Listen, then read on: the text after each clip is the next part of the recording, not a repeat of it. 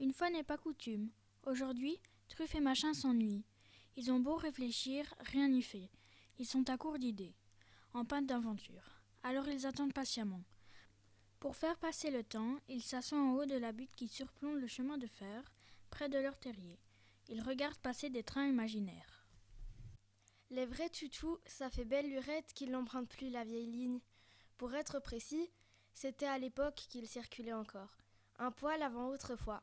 Et juste après jadis, cela s'entend. Avant la naissance de Truffe et Machin, quoi. Aux alentours de l'été dernier.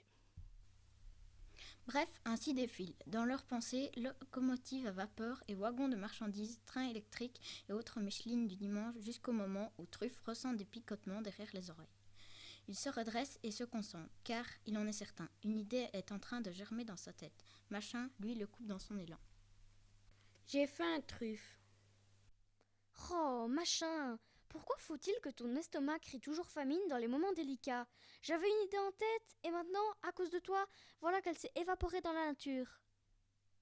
Pardon, Truffe, je suis vraiment confus. Peut-être qu'elle n'est pas perdue pour de bon, qu'elle a profité du passage du train de 12h17 pour sauter dans le wagon-restaurant. Je suis sûre qu'on y trouve de délicieux sandwichs au pissenlit. Et moi, je suis sûre que je vais trouver à faire la bêtise du siècle, le genre de bêtise qui nous aurait occupé tout l'après-midi. Ceci dit, c'est possible aussi qu'elle ait sauté en route, ton idée, pour atterrir dans un fourré rempli de groseilles sauvages. Bon, marchons un peu le long des rails, Machin. Après tout, t'as pas forcément tort, elle doit être dans les parages. Truffe et Machin suivent la voie ferrée à pas feutrés. Ils sautent aux aguets, ouvrent de grands yeux et tendent au maximum leurs oreilles. Lorsqu'ils pénètrent dans la forêt, là, chaque bruit devient suspect. La moindre branche qui craque, la moindre feuille qui tremble les font sursauter. Ils frémissent en chœur avec les arbres et les buissons, se fondent dans le décor pour ne pas effrayer leur proie. À chaque instant, ils s'apprêtent à bondir sur l'idée perdue. Mais comme tout bon chasseur qui a fait 3 kilomètres au milieu des ronces, qui s'est pris 7 fois les pattes dans une racine, et cela sans rien débusquer, ils se mettent à douter. Au fait, Truffe, ça ressemble à quoi ce qu'on cherche? J'en ai pas la moindre idée. Non, parce que faudrait peut-être savoir si ce qu'on poursuit est rond ou carré. Je dirais que ça dépend du genre d'idée que c'est, Machin. Et elle était de quel genre, la tienne? Oh, tu m'agaces! Comment veux-tu que je m'en rappelle puisque je m'en souviens plus? Truffe sent bien que son frère a besoin de motivation, ce qui est compréhensible assurément. Ne pas savoir ce qu'on cherche quand on doit le trouver, c'est tout de même un tantinet compliqué. Reconnais qu'on n'a pas beaucoup d'indices, Truffe. Je reconnais qu'on n'a pas beaucoup d'indices, Machin. C'est peut-être le moment de faire des suppositions. Tu veux dire des suppositoires? Je suis pas certain qu'on retrouve ton idée avec un suppositoire, Truffe. Peu importe. Imaginons que mon idée était lumineuse. C'est un peu prétentieux, ça. Elle pourrait tout autant être pourrie, ton idée. Effectivement, mais si on commence à imaginer tout et son contraire, comment veux-tu qu'on s'en sorte? Bon, ton idée est lumineuse. En quoi ça nous avance? Ça nous avance qu'on recherche un truc qui brille. Machin est sceptique, les trucs qui brillent ne courent pas les rues de la forêt. Alors Truffe emploie les grands moyens. Il promet un tas de récompenses à son frère, essentiellement des choses à manger. À vrai dire, et surtout, du bon trèfle violet. Du bon trèfle violet venu tout droit des prairies verdoyantes et lointaines. Du bon trèfle violet qu'on ne mange que pour les grandes occasions, à la Saint-Glinglin, au bal de fin d'année et tous les 36 du mois. Cependant, Machin n'est pas dupe. Il sait bien que tout cela n'est qu'une ruse pour le faire avancer. Et penser à toute cette nourriture a ses inconvénients. Ça le fait drôlement saliver. Le petit creux se transforme rapidement en faim de loup, et Machin ne sait pas comment s'en dépatouiller. Il voit des choses à manger partout, surtout là où il n'y en a pas. Il ne sait plus où donner de la tête.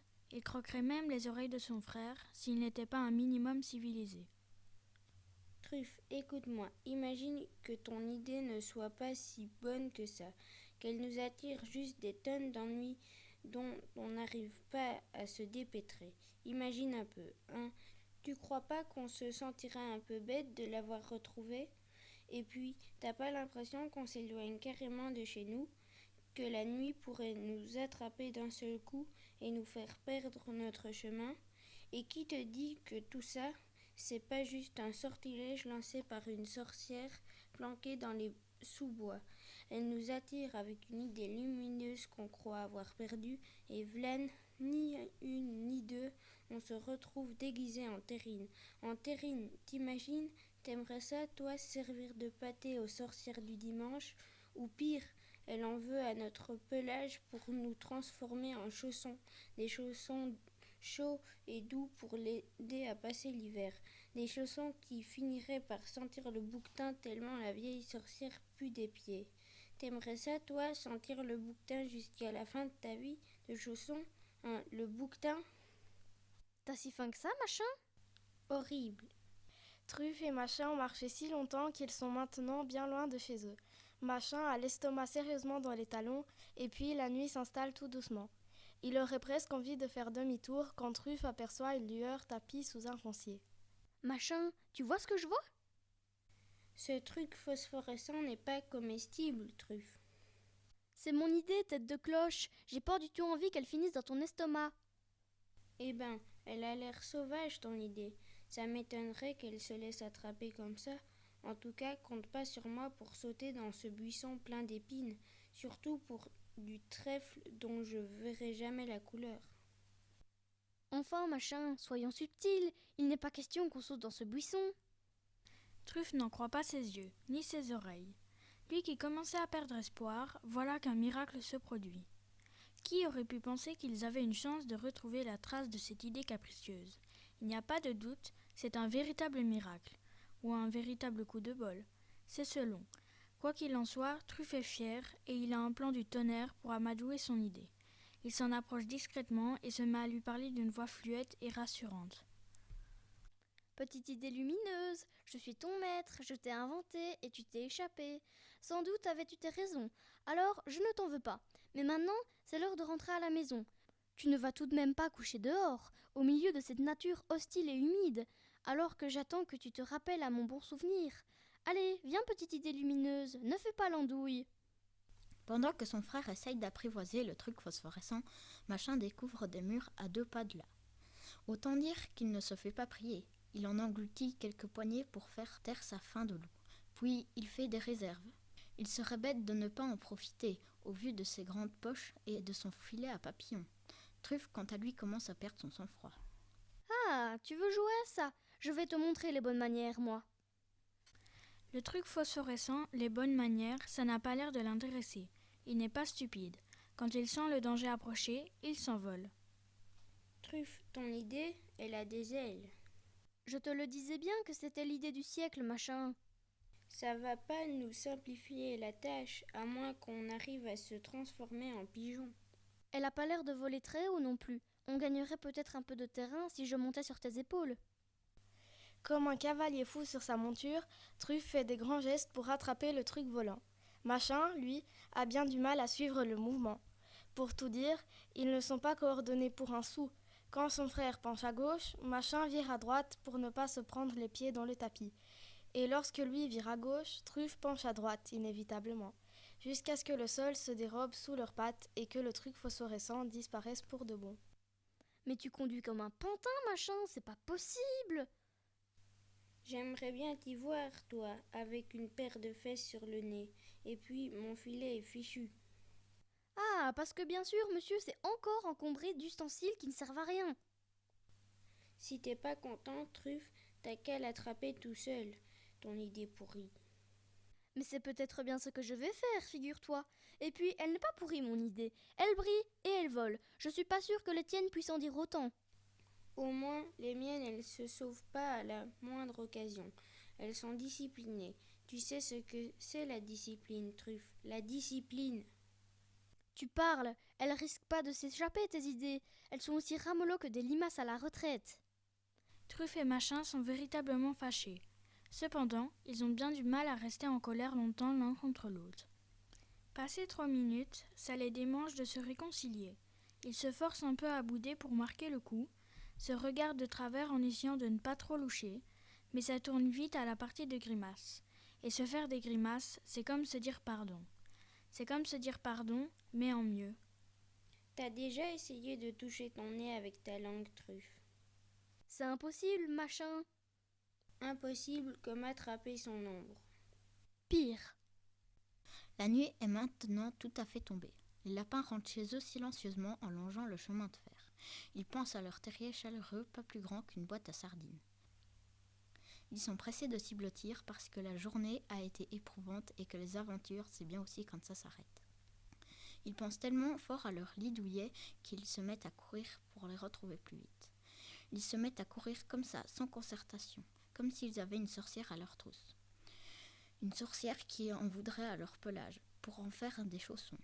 Une sorcière cruelle qui les transformerait en pâté, en croûte et en gelée. Mais pas de sorcière à l'horizon. Juste un truc volant et phosphorescent qui fait 2 ou 3 cabrioles avant d'atterrir sur la tête de Truffe. Truffe, arrête-toi. Arrête-toi et ne bouge plus une seule de tes oreilles.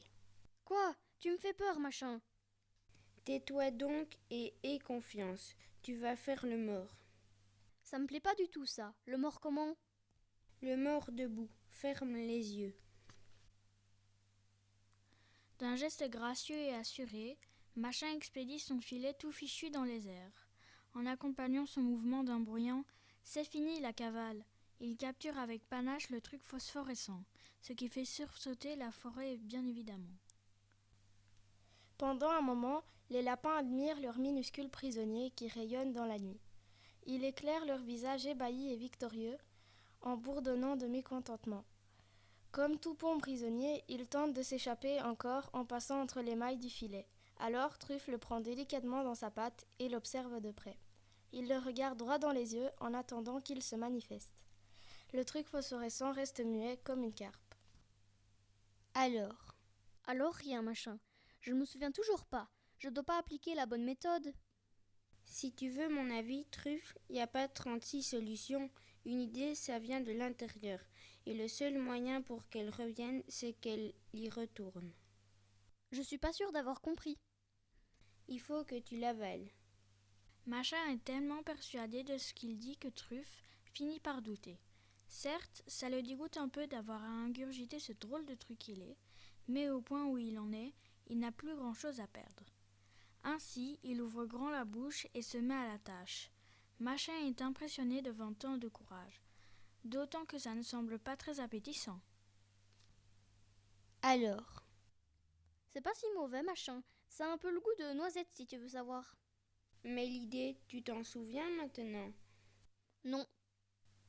Il faut probablement attendre que tu digères, alors. Truffe et Machin se remettent en route. Ils se rapprochent de leur terrier, tout doucement, sans oser échanger un regard. Ils osent à peine respirer, tant ils craignent de contrarier une nouvelle fois l'idée. Machin a quand même du mal à résister à la curiosité. Il regarde de temps à autre son frère du coin de l'œil pour vérifier si la digestion fait son effet. Truffe n'a pas l'air d'un lapin qui se souvient soudainement d'une chose importante. Pas du tout. Il grimace et paraît indisposé, comme quelqu'un qui aurait avalé un truc de travers. Un truc qui lui chaufferait jusque derrière les oreilles et lui donnerait une drôle de tête d'ampoule. Machin s'en veut un peu. Après tout, c'était son idée à lui que Truffe ravale la sienne. Il culpabilise. Pas longtemps non plus, parce que la situation a ses avantages. Avoir un lampadaire à ses côtés quand la lune joue à cache-cache, c'est tout de même très utile. Truffe et Machin sont épuisés lorsqu'ils arrivent enfin devant leur terrier. Ils s'assoient quelques instants et pensent à l'idée qu'ils ne retrouveront plus. Pour un peu, ils laisseraient s'écouler quelques gouttes de chagrin sur leurs joues. Mais comme tout ça est bien trop mélancolique à leur goût, ils se mettent à regarder passer les trains imaginaires de la nuit, dans le silence. Ainsi défilent locomotives à vapeur, wagons de marchandises et autres tchou-tchou à citerne, jusqu'au moment où ils se disent qu'il ferait mieux d'aller se coucher plutôt que de regarder passer des choses qui n'existent pas. D'autant qu'ils bâillent aux corneilles et que leur mère n'a pas l'air ravie de voir rentrer ses fils si tard. C'est à cette heure-ci qu'on rentre, mes mignons. Vous n'avez pas l'impression de dépasser les bords, là. Il fait nuit comme dans un estomac de gerbille, et vous êtes encore en train de batifoler. Dieu des lapins, mais qui m'a fait des galopins pareils? Et dans quel état je vous récupère? Un peinturluré et l'autre qui clignote. Mais quelle idée vous est passée par la tête, enfin? Une lumineuse maman. Eh bien, la prochaine fois, tâchez d'en avoir une qui vous fasse rentrer propre et à l'heure. Et puis tant qu'à faire, laissez les lucioles tranquilles. Allez, oust, dans vos pieux, malheureux, ou je fais des pantoufles de vos poils de gambette. Truffe et Machin filent se réfugier sous la couette. Ils la tirent jusqu'au ras de leur cou pour se faire le plus petit possible et gardent la bouche cousue. Lorsque leur maman fronce les sourcils comme ça, ils n'emmènent pas large, même s'ils savent bien que l'orage finit toujours par passer. Alors, ils se mettent à penser à demain, quand la colère aura tout à fait disparu, et à toutes les idées qu'ils auront et qu'ils ne laisseront pas filer, ce qui leur redonne rapidement du baume au cœur et le sourire aux lèvres.